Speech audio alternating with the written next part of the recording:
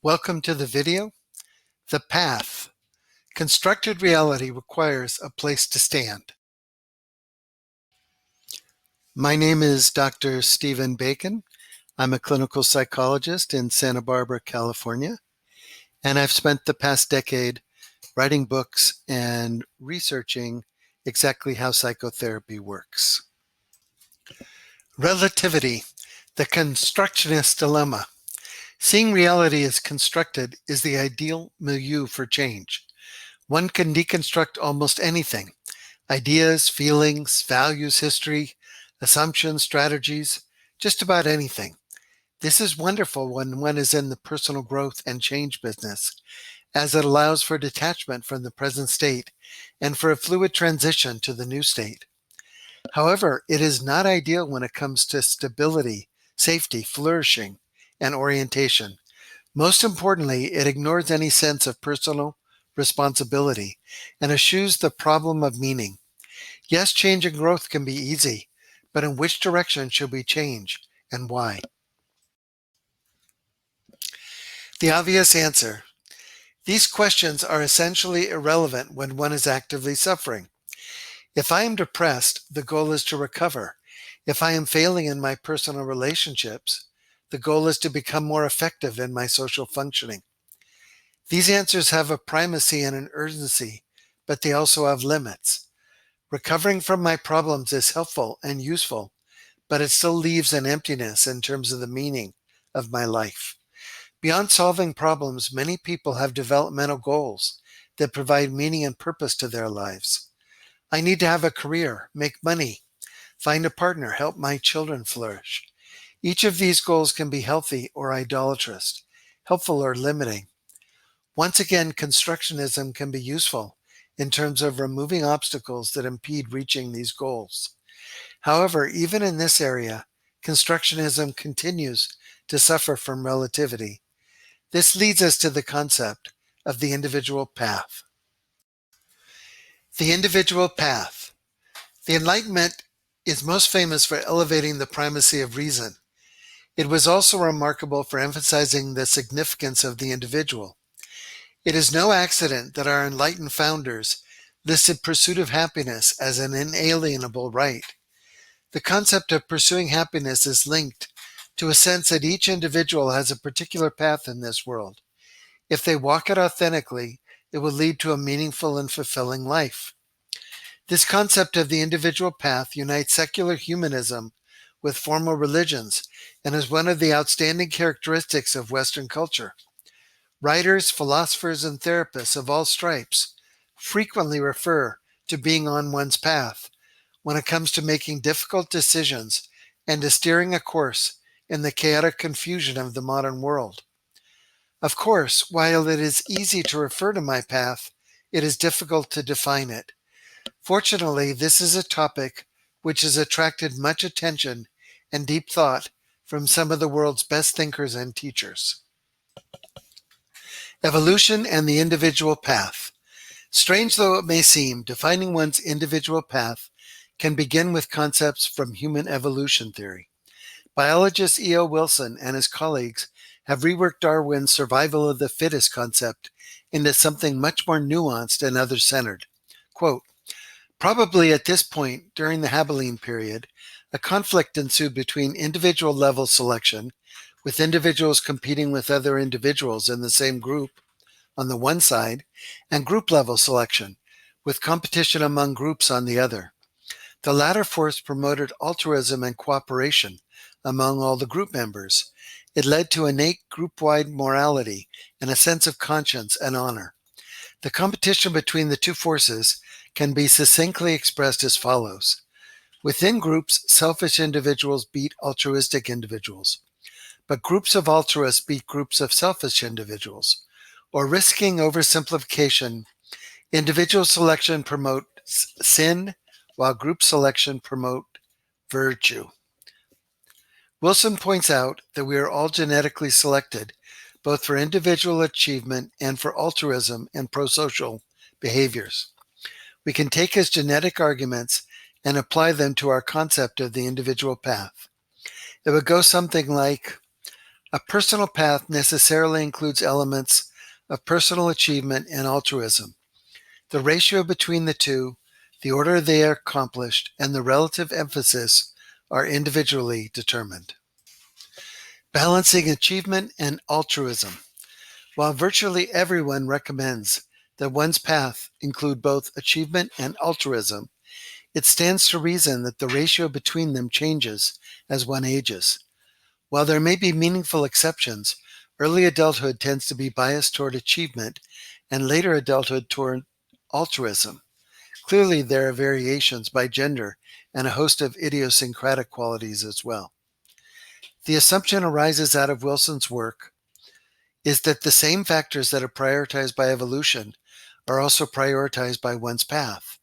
While one can imagine an individual path that didn't emphasize achievement and altruism, it remains true that the evolutionarily prized factors will be both the starting point and the key elements when it comes to defining one's personal path.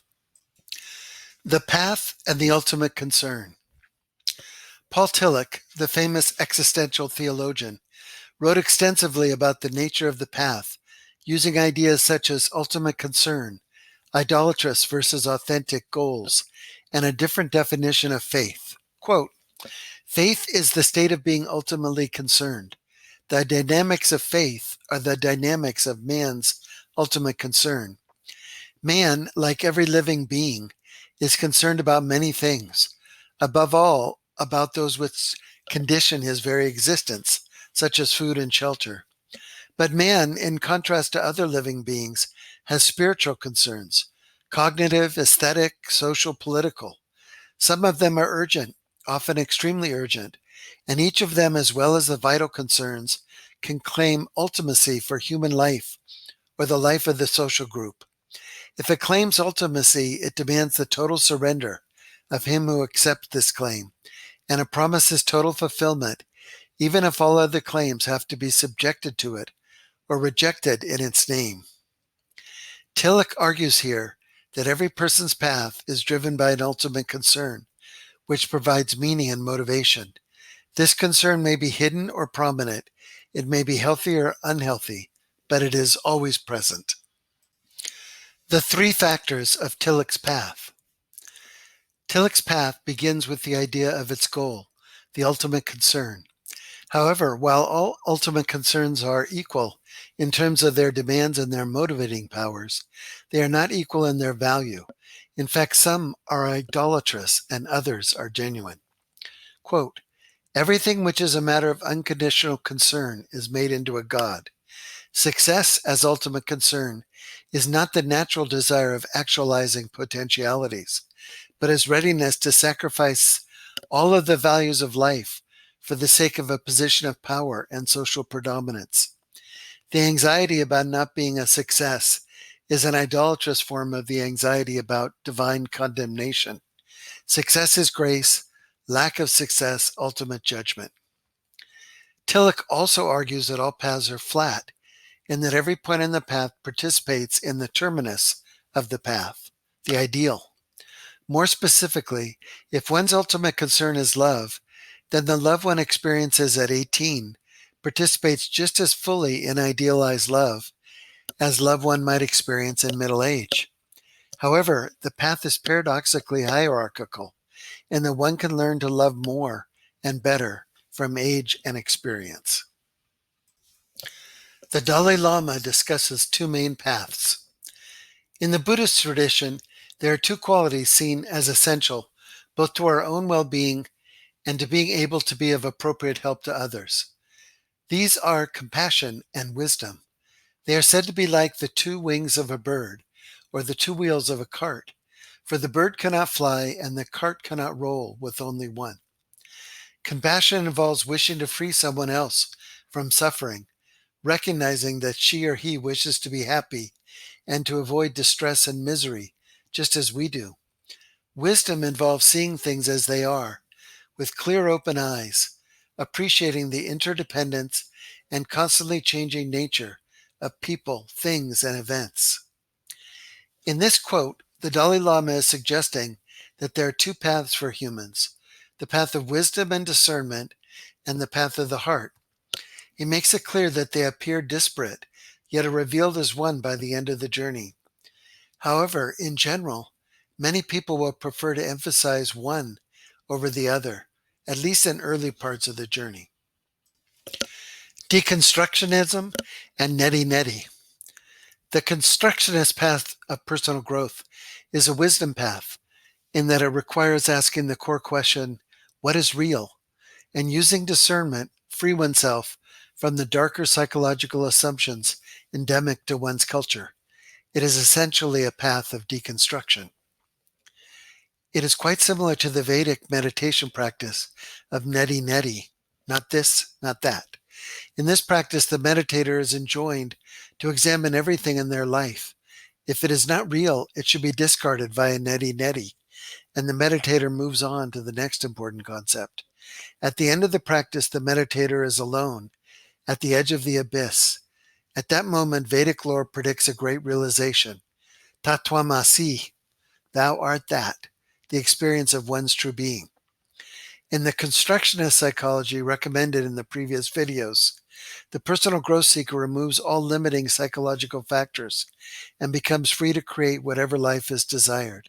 Put in Tillich's terms, one can actualize one's ultimate concern. Choosing at the edge of the abyss. Note that Western advocates of similar deconstruction strategies were not as sanguine about the experience at the end of their practice. Sartre, for example, performed his own meditations on what is real and what is not. At the end of his reflections, he argued that, quote, every existing thing is born without reason, prolongs itself out of weakness, and dies by chance. And he continued with, life has no meaning a priori.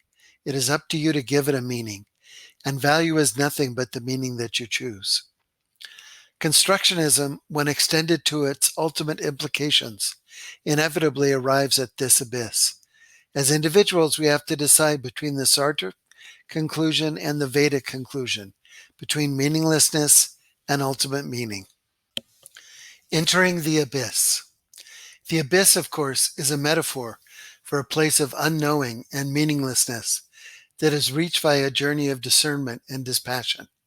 Not surprisingly, there are many writings from different perspectives and traditions that recommend trusting the moment and leaping into the abyss.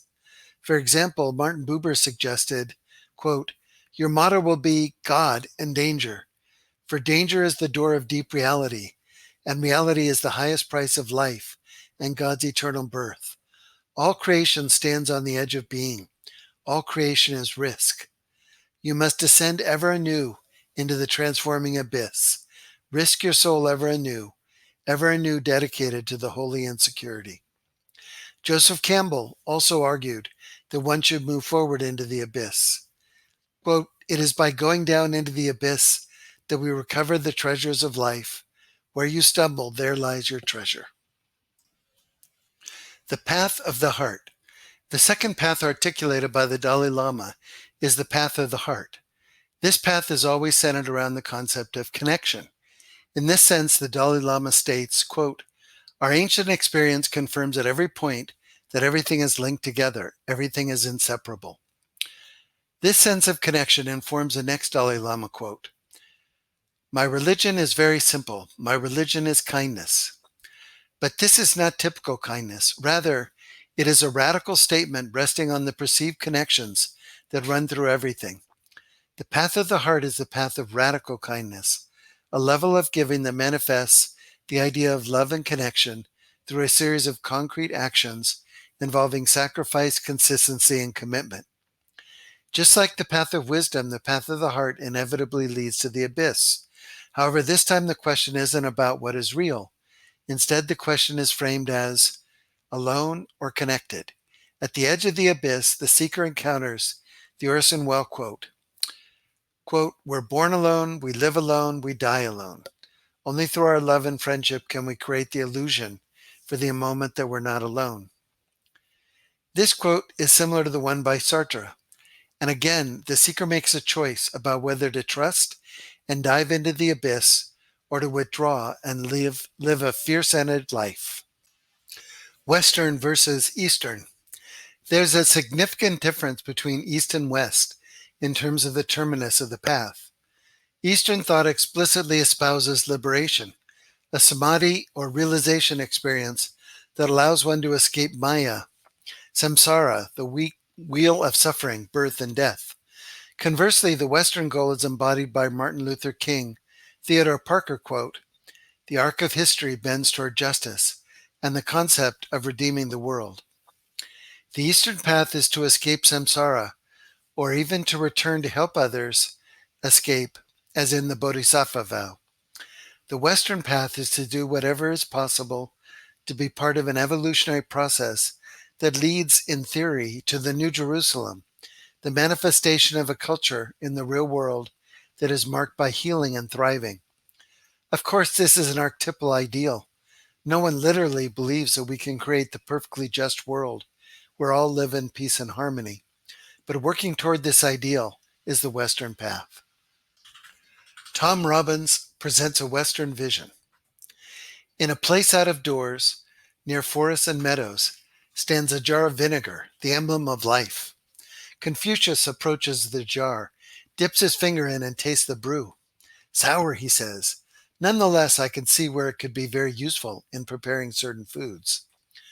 Buddha comes to the vinegar jar, dips in a finger, and has a taste. "Bitter," is his comment. "It can cause suffering to the palate, and since suffering is to be avoided, this stuff should be disposed of at once." The next to stick a finger in the vinegar is Jesus Christ. "Yuck," says Jesus, "it is both bitter and sour. It's not fit to drink. In order that no one else will have to drink it, I will drink it all myself." But now two people approach the jar, together, naked, hand in hand. The man has a beard and woolly legs like a goat.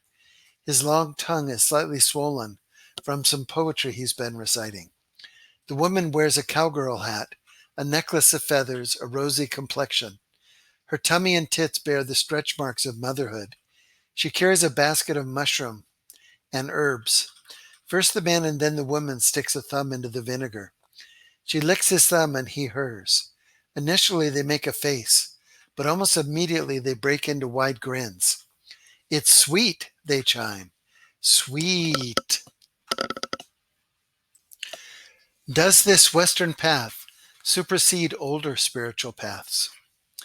In this quote, Robbins is contrasting traditional recommendations about life philosophy with his Western counterculture version.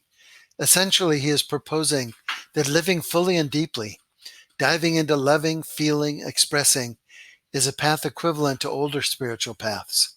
His words participate in the Whitman Emerson Thoreau transcendentalist tradition. Joseph Campbell made his own contribution to this tradition when he argued that the greatest contribution of Western culture was the development of the concept of romantic love. Regardless of whether Robbins is correct or was simply exercising poetic freedom, his allegory offers a helpful perspective to those who wish to infuse Western values into their own personal path. Dancing with the abyss. Constructionism always implies an arrival at the edge of the abyss. Paraphrasing Tillich and his idea that the path participates in its terminus, we can say that the abyss is always already present in the life, heart, and consciousness of anyone who walks this path. This concept, which can be called dancing with the abyss, is a succinct way to describe the constructionist path of personal growth. In this sense, dancing with the abyss refers to the ongoing feeling of the underlying presence of the abyss. While it may not be apparent, all growth is a dynamic interaction between the person, the environment, and the abyss, and everything is a dance between knowing, not knowing, and the possibility of revelation. Returning to the path, we began with the problems of constructionism. A full exposure to relativity can result in the feeling that there is no place to stand, no foundation for personal growth. E.O. Wilson challenged this by suggesting that the principles of selection in evolution can form the elements of a meaningful individual path. Tillich agrees, but adds that it is easy for some paths to veer into idolatry, and we need to embrace the paradoxical concept that the path is both flat and hierarchical.